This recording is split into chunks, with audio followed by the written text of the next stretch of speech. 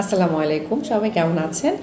ইদানিং একটা সমস্যা অনেক বেড়ে গেছে, সেটা হচ্ছে যে টিনেজ যে মেয়েরা আছে এবং প্রাপ্তবয়স্ক যেসব মহিলা আছেন তাদের মধ্যে একটা কমন সমস্যা, যেটা হচ্ছে যে হরমোনাল ইমব্যালেন্স জনিত বিভিন্ন ধরনের প্রবলেম তারা ফেস করছে। যেমন ইরেগুলার পিরিয়ড, ওয়েট লস হয়ে যাওয়া বা হঠাৎ ওয়েট বেড়ে যাওয়া, অ্যাকনি প্রবলেম, হেয়ার লস, অরুচি, খুব ইরিটেট থাকা, মুড সুইং হওয়া এবং সবচেয়ে বড় ইম্প্যাক্ট হচ্ছে ফার্টালিটিতে প্রবলেম হওয়া।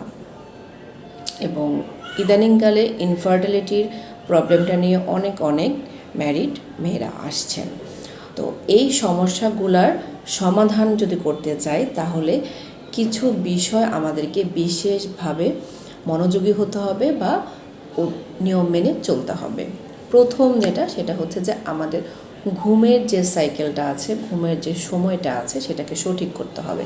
চেষ্টা করতে হবে রাত 10টা থেকে 10:30টার মধ্যে যেন আমরা বিছানায় যেতে পারি এবং সকালবেলা অনেক বেলা পর্যন্ত যেন না ঘুমিয়ে থাকি, অর্থাৎ চেষ্টা করবেন 6টা থেকে 7টার মধ্যেই ঘুম থেকে উঠে যাওয়ার জন্য। সাউন্ড স্লিপ ঘুমটা খুবই প্রয়োজন হরমোনাল ব্যালেন্স ঠিক হওয়ার জন্য। দ্বিতীয় যে বিষয়টা সেটা হচ্ছে সারা দিনে পর্যাপ্ত পরিমাণ পানি পান করা। আপনার বয়স, আপনার ওজন অনুযায়ী দৈনিক আপনার যে পানির চাহিদা আছে সেই চাহিদাটা ফুলফিল করা।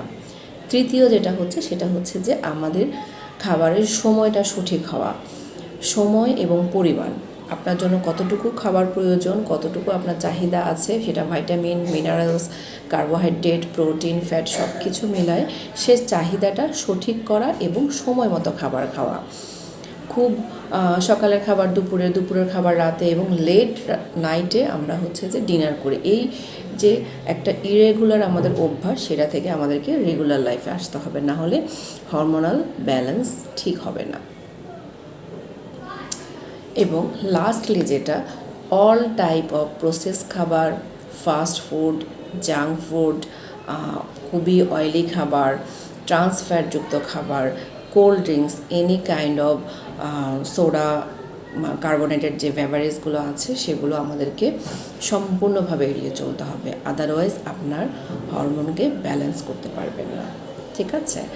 এবং যাদের ভাইটামিন মিনারেলসের ঘাটতি আছে খুব বেশি, তাদেরকে চেষ্টা করতে হবে যতটা সম্ভব দৈনিক যে ক্যালোরি চাহিদা আছে তার মধ্যে আমাদের খাবার থেকে সেই ভাইটামিন মিনারেলসের চাহিদাটা পূরণ করার জন্য যদি খুব বেশি ঘাটতি থাকে তাহলে অবশ্যই আমাদের সাপ্লিমেন্ট নিতে হবে, তবে সেটা অবশ্যই একজন বিশেষজ্ঞ ডাক্তার অথবা ডায়েটিশিয়ানের পরামর্শ অনুযায়ী আপনাকে ফুড সাপ্লিমেন্ট বা নিউট্রিশন সাপ্লিমেন্টগুলো নিতে হবে।